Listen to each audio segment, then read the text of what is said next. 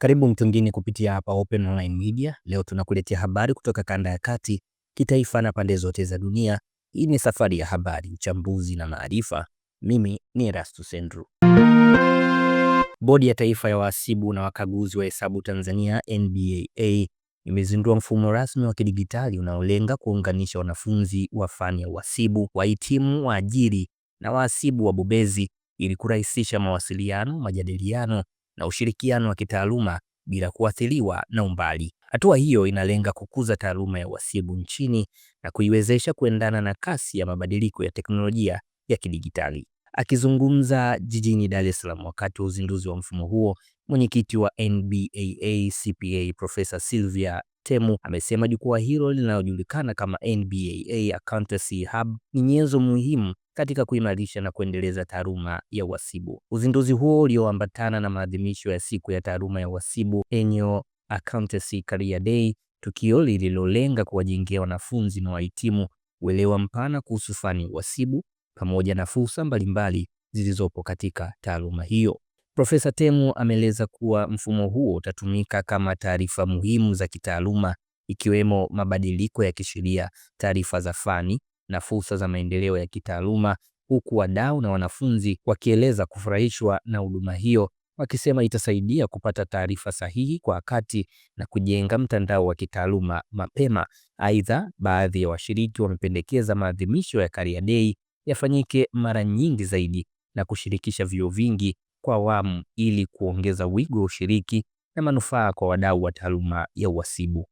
Tumezindua mfumo ambao unawakutanisha sasa waajiri, wanachama wetu wa uhasibu, wanafunzi, wanazuoni katika huo mfumo ili kuweza kushirikishana mambo mbalimbali. Kwa mfano, mabadiliko ya sheria, pili mabadiliko ya vigezo mbalimbali vya uhasibu, lakini kwa wanafunzi kutakuwepo na clubs, kutakuwepo na magroup, hata wale wanaojiandaa kwa ajili ya mitihani watakutana na wenzao, wanaweza wakazungumza. Kwa nini tu huu mfumo ni muhimu? Kwa kuwa hatuwezi kukutana na hao wadau wote kila siku.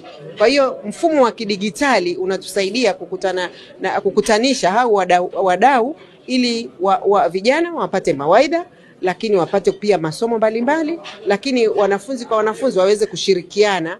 Hata akiwa aliyeko Mwanza ana tatizo, anaweza kumuuliza mwalimu, anaweza kapata mifano kutoka kwa wenzie, anaweza kapata ushirikiano kutoka kwa wenzie. Na kwa namna hiyo tunakuza fani kwa mara moja kupitia kwenye mfumo, ili wawape mbinu mbalimbali za wao kujiandaa wawe wahasibu waliobobea hapo awali, lakini pia waweze kujiajiri wenyewe, lakini pia wale wanaotafuta ajira waweze kujieleza, na wakibahatika, ambao tunaamini kabisa kwa vijana tuliokutana nao wanaweza wakapata ajira. Hiyo ni kazi yetu sisi kama NBAA ya kuhakikisha kwamba tunawajenga, tunawalea vijana katika tasnia yetu ya uhasibu ili waweze kuiva tangu wakiwa vioni kwa kuwakutanisha na wahasibu wabobezi. Kulingana na hii ambayo wameanzisha, inawasaidia mtu kwanza, sisi ambao bado tunaendelea na masomo. Katibu Mkuu wa Wizara ya Elimu, Sayansi, Teknolojia, Profesa Caroline Nombo amezitaka taasisi zote za elimu nchini kuingiza mkakati wa taifa wa elimu ya kidigitali ya mwaka 2030 katika mipango yao ya utekelezaji kwa kutenga rasilimali na kuteua waratibu maalum watakaosimamia mageuzi ya matumizi ya teknolojia katika elimu. Amesema hatua hiyo ni muhimu ili kuhakikisha teknolojia inaleta matokeo chanya katika ufundishaji na ujifunzaji. Profesa Nombo ametoa wito huo leo Januari 14, 2026 jijini Dodoma wakati akifungua warsha ya kuwajengea uelewa wa wadau wa elimu kuhusu mkakati na miongozo ya kitaifa ya matumizi ya teknolojia za kidigitali katika sekta ya elimu. Amesisitiza kuwa vyuo vya ualimu, vyuo vikuu na taasisi zote za mafunzo zinapaswa kujumuishwa katika makundi ya ufundishaji wa kidigitali, ujumuishaji wa tehama, uelewa wa akili bandia na stadi za data katika mafunzo ya awali na mafunzo kazini. Ameeleza kuwa utekelezaji wa mkakati huo utahusisha kuboresha miundombinu ya tehama katika shule, vyuo na taasisi za elimu pamoja na kuwajengea uwezo walimu kutumia teknolojia kwa ubunifu na uwajibikaji. Napenda nisisitize kwamba Usambazaji wa mkakati na miongozo hii ni hatua ya kwanza. Utekelezaji unahitaji uongozi, uratibu, rasilimali na uwajibikaji katika ngazi zote. Hivyo, napenda kusisitiza taasisi zote kuingiza mkakati wa kitaifa wa elimu ya kidijitali na miongozo yake katika mipango yetu ya taasisi zetu. Najua tulishafanya hivyo, tusisahau kuendelea kuiacha katika mipango yetu. Vile vile kuteua waratibu husika watakaosimamia masuala ya kidijiti katika taasisi zetu, kutenga rasilimali kwa ajili ya utekelezaji wa afua mbalimbali, na vile vile kushiriki kikamilifu katika ufuatiliaji, tathmini na ujifunzaji kwa pamoja.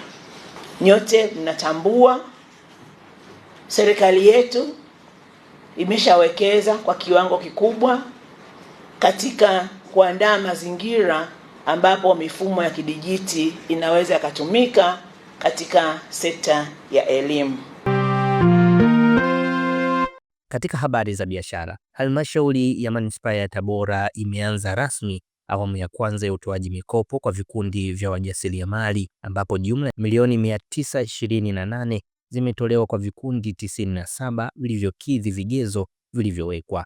Aidha, jumla ya vikundi 165 zimewasilisha maombi ya mikopo na kukidhi masharti, zikihitaji zaidi ya shilingi bilioni 2 kwa ajili ya kuendesha na kupanua shughuli za uzalishaji na ujasiriamali. Hata hivyo, katika awamu hii ya kwanza mikopo imetolewa kwa vikundi 97 huku vikundi vilivyosalia vikitarajiwa kunufaika katika awamu zinazofuata. Utoaji wa mikopo hiyo unalenga kuwawezesha wajasiriamali kiuchumi, kuongeza uzalishaji pamoja na kuchochea maendeleo ya kiuchumi katika manispaa ya Tabora kupitia shughuli endelevu za uzalishaji na biashara ndogo ndogo.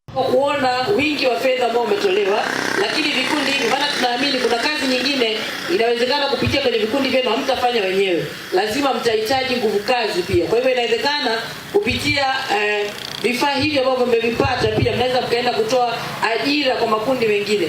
Kwa hivyo moja kwa moja tunaona na nyinyi mnakuwa mmeongeza mchango kwa serikali kwa kutatua changamoto ya ajira miongoni mwetu. Na hapa nitoe rai sasa kwetu sisi ambao tunakwenda kupata fedha, lakini na wengine ambao wanaendelea kuandika maandiko kwa ajili ya kuomba fedha hizi kwa ajili ya utekelezaji wa shughuli mbalimbali za maendeleo, kwamba sasa hivi tubadilike, tuhakikishe tunaandika maandiko yenye miradi mikubwa, lengo likiwa ni kwamba tuweze kutoa ajira kwa watu wengi zaidi, kwamba yani tuandike maandiko ambayo yanakwenda kutoa fursa kubwa, kutanua wigo mpana katika jamii, ambayo tukiandika maandiko, let's say unaweza kuandika maandiko labda kuanzisha shughuli fulani au viwanda fulani vidogo vidogo. Kupitia viwanda hivyo tunaamini ya kwamba vitakwenda kutoa mchango mkubwa wa kupunguza changamoto ya ajira miongoni mwetu. Baada ya marekebisho ya sheria, vikundi hivi sasa vinakopeshwa kwa utaratibu mzuri bila upendeleo. Na naamini kabisa sisi ni mabalozi huko tunakoenda kuhakikisha kwamba mikopo hii inarejeshwa, ili kusudi tena isije ikaonekana baadaye tena unatengeneza utaratibu mwingine na mwingine kwa sababu tu ya kutokurudisha fedha. Tuhitimishe na habari za kimataifa. Zaidi ya watu 22 wameripotiwa kufariki dunia na wengine kadhaa kujeruhiwa baada ya mashine ya kunyanyua mizigo mizito kuvunjika na kuangukia treni ya abiria wakati wa ujenzi wa reli ya mwendokasi nchini Thailand. Ajali hiyo imesababisha taharuki kubwa na kusababisha kusimamishwa kwa shughuli za usafiri katika eneo husika, na huko timu za uokoaji zikiendelea na juhudi za kuwasaidia waathirika. Kwa mujibu wa mamlaka za Thailand, tukio hilo limetokea kaskazini mashariki mwa jiji la Bangkok, ambapo mashine hiyo ilikuwa ikitumika katika ujenzi wa reli ya mwendokasi kabla ya kuvunjika ghafla na kuanguka kwenye treni iliyokuwa ikisafirisha abiria. Mamlaka zimeeleza kuwa uchunguzi wa kina umeanza ili kubaini chanzo cha ajali hiyo na iwapo kulikuwa na uzembe au ukiukwaji wa taratibu za usalama. Akizungumza kuhusu tukio hilo, Waziri Mkuu Anutin Chandrasekar amesema serikali haitavumilia uzembe wowote uliosababishwa kwa kupoteza maisha ya watu, akisisitiza kuwa wahusika wote watakaobainika kuwajibika watachukuliwa hatua za kisheria. Amesema serikali itaendelea kutoa msaada kwa majeruhi na familia za marehemu, huku hatua zikichukuliwa kuimarisha usalama katika miradi mikubwa ya miundombinu. Na huu ndio mwisho wa taarifa habari kutoka hapa Open Online Media, na kwa hayo tunafunga duru ya mtu mwingine kwa siku ya leo. Endelea kutufuatilia katika mitandao yetu ya Instagram, Facebook, YouTube, bila kusahau kutusikiliza kupitia tovuti openmedia.co.tz. Mimi ni Erastus Andrew.